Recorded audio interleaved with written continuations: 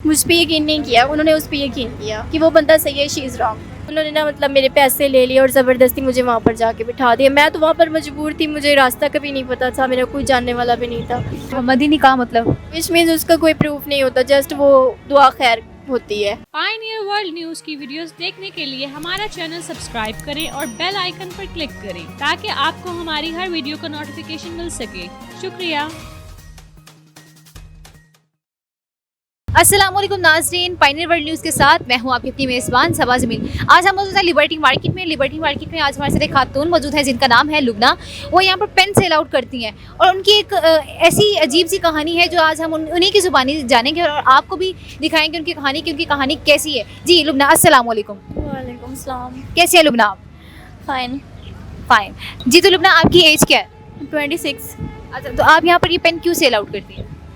Madam मेरा ना कोई कमाने वाला नहीं है, मेरे साथ कोई अल्लाह ताला की ज़ात के अलावा कोई सपोर्ट नहीं है, तो इस वजह से मैं फिर अपना पेट पालने के लिए फिर ये बॉल पेन वगैरह सेल करती हूँ, चूँकि मेरी इतनी तालीम नहीं है जिसकी वजह से मुझे कोई अच्छी जॉब नहीं मिल सकती।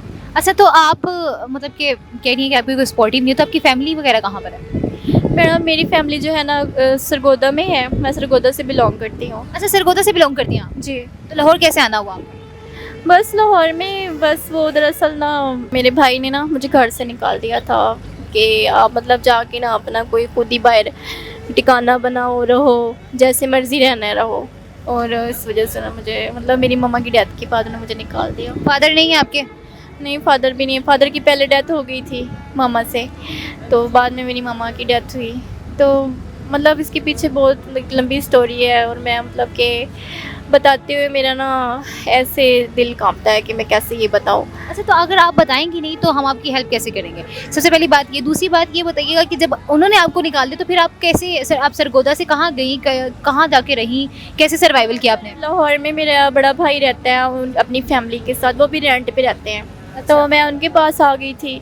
मेरे तो जहन में ये था कि मेरी अच्छी लाइफ बन जाएगी, जो मेरे साथ लाइफ में हो गया है वो सारा कुछ मैं भूल जाऊंगी, मतलब कुछ ही मेरा लोग ख्याल रखेंगे, मेरी भाभी साथ देगी, वो भतीजी है मेरी मामा की, लेकिन वो मतलब कि ना गैरों से भी आने के बुरा वो सलूक किया उसने मेरे साथ, मुझे घर से धक्के दे के निकाल दिया। हालांकि मैं पहले भी इतनी दुखी थी और इतनी मुसीबतों के मारी हुई, उन्होंने ज़रा मेरा एहसास नहीं किया, मेरा ख्याल नहीं रखा कि ये जवान जहान है, इसके साथ पहले इतना बड़ा हादसा हो चुका है, तो हम इसको क्यों मतलब दोबारा। किस किस्म का हादसा आपके साथ हुआ? जब आप अपने घर से निकली तो फिर आप कहाँ गई? हाँ, मेरे घर में मतलब कि ना मेरे साथ बहुत ज़्यादा बुरा सलूक होता था। लाइक मेरी सिस्टर जो थी, मेरी भाभियाँ मुझे बहुत डिग्रेड करती थी, नाम रखने, बुरा भला कहना, पागल फलां ढीम, मतलब ज़रा सी मतलब किसी बात पे ना मेरी बात का बहुत ज़्यादा उन्होंने बना देना, एग्जेजरेट करना आपकी बात। हाँ, तो मैं बड़ी इस बात से ना तंग आ गई थी और मैं घर से ना निकल जाती थी, तो मैं ना इसी तरह लाहौर आ गई अकेली बैग उठा के। सारे माँ पर गवाह हैं लोग मेरे, मतलब के जो पड़ोसी वगैरह हैं माँ के जानने वाले, कि ये लड़की दिन दिहाड़े अकेली निकल जाती थी, तो मतलब कि ना मैं बड़ी तंग थी। हालांकि मैं घर में फैमिली में सबसे ज़्यादा पढ़ी लिखी मैं थी, मैट्रिक मैंने किया, उसके बाद कुरान पाक भी मैं हिफ्ज़ कर रही थी, लेकिन चूँकि इनका रवैया और इनकी बातें मेरी सिस्टर्स की ख़ास तौर पे बहुत गलत थी, उन्हीं की वजह से सारा माहौल बिगड़ा। मेरी भाभियाँ भी मतलब मुझे कुछ नहीं समझती थी। तो फिर आप जब अपने घर से निकली तो फिर आपने जाके कहाँ रहना शुरू किया सबसे पहले?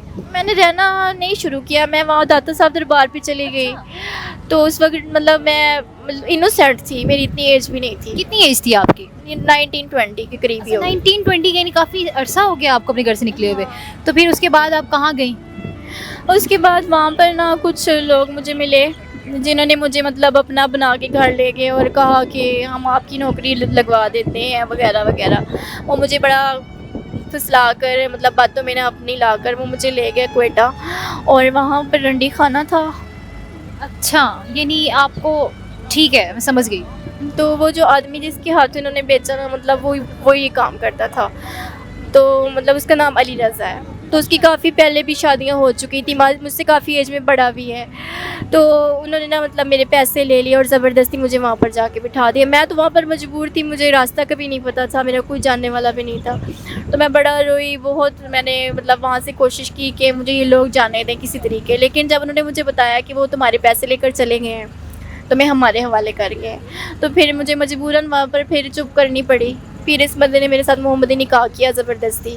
कहा कि मोहम्मदी निकाह मतलब? विच मीन्स उसका कोई प्रूफ नहीं होता, जस्ट वो दुआ खैर होती है। अच्छा। हाँ, उसमें कुछ गवाह बिठा के और बस पूछा जाता है। और उसने मुझे ये कहा कि हमारे यहाँ निकाह इसी तरह के होते हैं बलूचिस्तान में।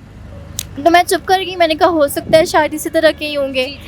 तो क्या फिर मतलब वहाँ पर मैं कुछ अर्सा रही, फिर बच्ची मुझे हो गई। फिर अच्छा, वहाँ बेटी भी है आपकी? मेरी बेटी भी है। ठीक है। तो वो फिर बच्ची मतलब कि ना मुझे मेरी सौतन जो थी ना बड़ी, उसकी बड़ी बीवी वो बड़ी जालिम औरत थी। उसने फिर मतलब मेरे साथ वो भी बड़ा बुरा सलूक रखती थी। वो तो जब आप वो रंडी खाने में गई तो आपका जो शोहर था जिसने आपके मोहम्मदी निकाह किया आपके साथ, तो वो आपको इस चीज़ पर फोर्स तो नहीं करता था कि आप भी उस रंडी खाने का हिस्सा बने? उसने दरअसल ना इसी मकसद के लिए मतलब मेरे पैसे दिए थे। लेकिन ये अल्लाह ताला की ज़ात का मैं लाख लाख शुक्र अदा करती हूँ। मैं जितना शुक्र अदा करती हूँ उतना कम है कि अल्लाह ताला ने मेरा साथ दिया। मेरी माँ की दुआएं भी थी शायद मेरे साथ, उस टाइम मेरी माँ जिंदा थी। तो बस मतलब कि ना हाँ, तो वहाँ के लोगों ने भी फिर समझाया, वो समझ गए। बड़ा रोई, बड़ा मैंने बताया अपने बारे में कि हम ऐसे नहीं है, हम ऐसा काम नहीं करते, हमारा ख़ानदान ऐसा नहीं है। तो बस फिर उसने कहा चलो ठीक है। मैंने कमिटमेंट कर ली। मैंने कहा मैं आपके घर का सारा काम कर दिया करूँगी, लेकिन ये वाला काम मैंने नहीं करना। ठीक है। फिर वहाँ पर जितना भी टोटल काम होता था, वहाँ पर जितने भी लोग आते थे गेस्ट, वो मैंने जैसा आपको बताया ना, जो जिस टाइप का उनका काम है उस टाइप के वो लोग आते थे। लेडीज़ आती थी अपनी फैमिली के साथ, अपने जेंट्स के साथ। तो वो फिर उनकी मैंने बातें सुननी, उनके भी काम करने, सारा मैंने उनका करना। मैंने बड़ी खिदमत की मतलब कि उस घर की ना। तो उनकी कोशिश भी थी सबकी कि ये किसी तरीके ना इस काम पे आ जाए, मुझे बड़ा इम्प्रेस करना कि इतने पैसे होते हैं, इसमें बड़ा कुछ मिलता है, फलान ढींग। तो बस फिर वो ना मैं नहीं करती थी, मैं एग्री नहीं होती थी, किसी सूरत में भी नहीं होती थी। तो वहाँ से कैसे निकली आप? मैं आपको बता रही हूँ कि उनकी जो बड़ी बीवी थी ना, बड़ी बेगम थी, मतलब उसको जैसे पता चला ना कि इसने इसके साथ निकाह कर लिया है, तो उन्होंने मुझे वहाँ से निकाल दिया। मैं बड़ी तंग थी खुद भी। मुझे उस आदमी से भी बहुत मतलब वो था, वो मेरी इज़्ज़त नहीं करता था। हाँ, वो इस तकलीफ़ थी ना उसको कि ये इस काम के लिए एग्री नहीं हो रही। तो वो मेरी हर वक्त उसने इंसल्ट करनी, बदतमीज़ी करनी, मारना, पीटना। तो वो फिर सारे मिल के मतलब मेरी इंसल्ट करवाते थे कि ये लड़की किसी तरीके ना ये काम छोड़ दे और कह दे कि आप मुझसे ये काम ले लें। लेकिन अल्लाह का शुक्र है, अल्लाह ताला ने मुझे ईमान दिया और मैं अपनी बात पे कायम रही।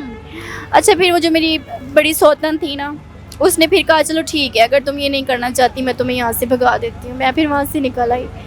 फिर वहाँ से मैं ईदी सेंटर चली गई। वहाँ पे फिर मैंने अपने घर वालों के साथ कांटेक्ट किया। मेरी अम्मी उस टाइम जिंदा थी, वो आई, वो फिर मुझे ले गया साथ। अच्छा, उनको नहीं पता था कि वो माहौल कैसा है कैसा नहीं है। मैंने उनको बताया भी सारा, लेकिन वो पहले भी मेरी बात पे बिलीव नहीं करते थे। जो पहले मेरे साथ उनका रवैया था, जो मेरी एक वैल्यू, आप घर गई, घर वाले मतलब कि घर वाले ने एक्सेप्ट किया आपको? हाँ, वो फिर इसलिए एक्सेप्ट कर लिया कि हमारी गलती है, हमारे घर से लड़ाई झगड़े की वजह से भाग के निकल गई, किसी लड़के के साथ नहीं गई, तो इसके साथ ये हादसा हुआ। तो ये करके फिर लोगों को भी उन्होंने मुंह दिखाना। आपकी बेटी थी?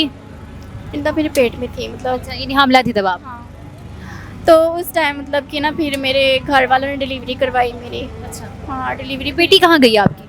मैं आपको बताती हूँ। फिर मेरे घर वालों ने उसको फ़ोन किया कि आपकी ना बेटी हुई है। फिर वो आ गया लेने के लिए। उसका तो मकसद सिर्फ बेटी को लेना था ना, मेरे लिए तो वो आया नहीं था।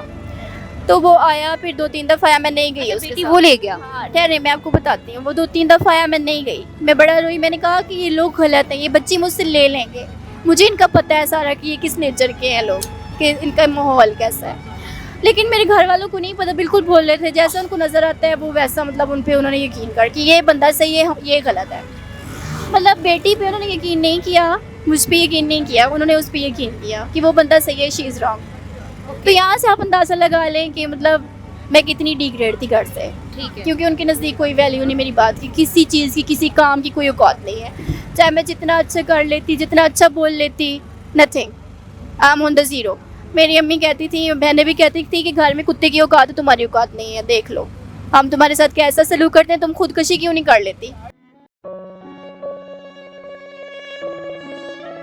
तुम सुसाइड क्यों नहीं करती।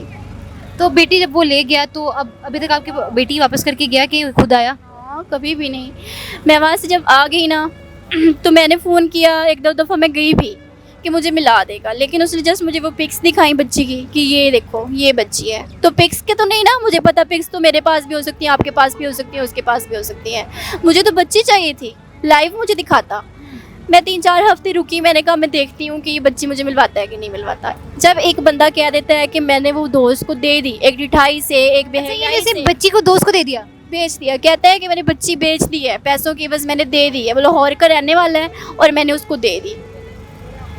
अच्छा, फिर मैं आ गई वापस, फिर मैं दोबारा गई, वो जो मैं आपको बता रही थी, उन्होंने जस्ट पिक्स दिखाई। कहता है कि 3-4 माह तुम रहोगी मेरे पास, उसके बाद मैं तुम्हें, मतलब ये कि मैं दोबारा मतलब प्रेग्नेंट हो जाती। उसका मकसद ये था कि दोबारा कोई बच्चा पैदा होता, दोबारा मैं उसको लेकर किसी को दे देता। मतलब ये उसका धंधा है, ये उसका कारोबार। यानी वो कारोबार इस तरीके से करता है, बच्चे सेल आउट कर रहा है। सेल कर रहा है, लड़कियां खरीदना, मतलब उनके साथ इस तरीके से निकाह करना, फिर उनसे जो बच्चे होते हैं वो आगे दे देना। ये उसका किरदार है, ये उसका करैक्टर है। तो आप अभी तक अपनी बच्ची से नहीं मिली? एक दफ़ा भी 6 माह की थी जब उसने मुझसे ली थी, उसके बाद मैंने आज तक उसको नहीं अपनी आंखों से देखा कि वो कैसी है, किसके पास है, कैसे रह रही है, लेकिन हर वक्त मेरे दिल में, मेरे ख्याल में होती है। तो आप हमारे जो व्यूवर्स देख रहे हैं, इनको क्या मैसेज देना चाहेंगी?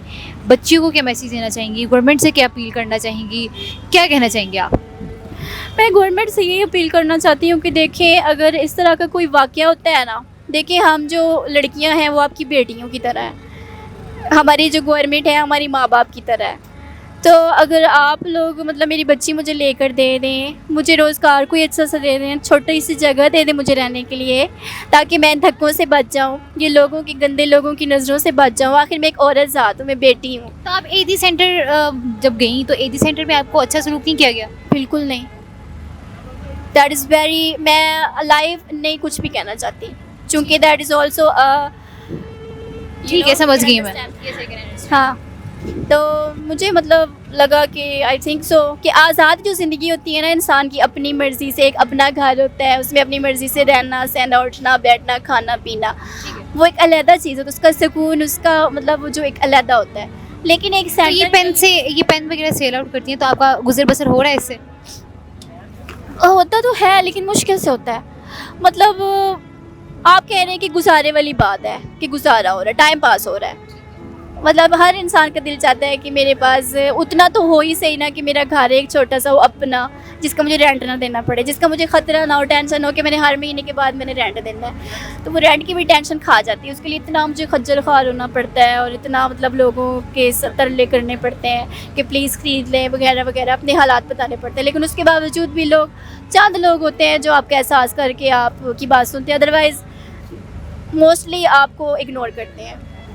जी, तो नाज़रीन, आपने लुबना की कहानी उसी की ज़ुबानी जानी कि किस किस्म के हालात से वो गुज़र रही है, किस तरह से उसकी बेटी उससे दूर कर दी गई है और किस तरह से वो बस पेन वगैरह बेचकर गुज़र बसर कर रही है, वो भी मुश्किल से गुज़र बसर कर रही है। तो ये लिबर्टी मार्केट में, यहाँ पर लिबर्टी मार्केट में ये यहाँ पर मौजूद होती है। अगर आप इनकी किसी किस्म की मदद करना चाहते हैं तो आप इनके यहाँ पर मदद कर सकते हैं। और मेरी हमारी गवर्नमेंट से ये अपील है कि अगर कोई भी इसकी मदद कर सकता है, इसकी बेटी लेने में किसी भी किस्म की मदद कर सकता है, तो इसकी वो मदद करें।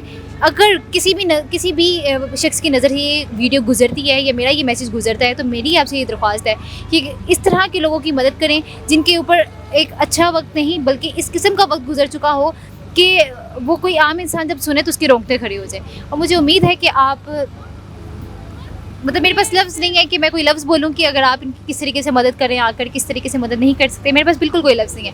और ठीक है, अल्लाह हाफ़िज़।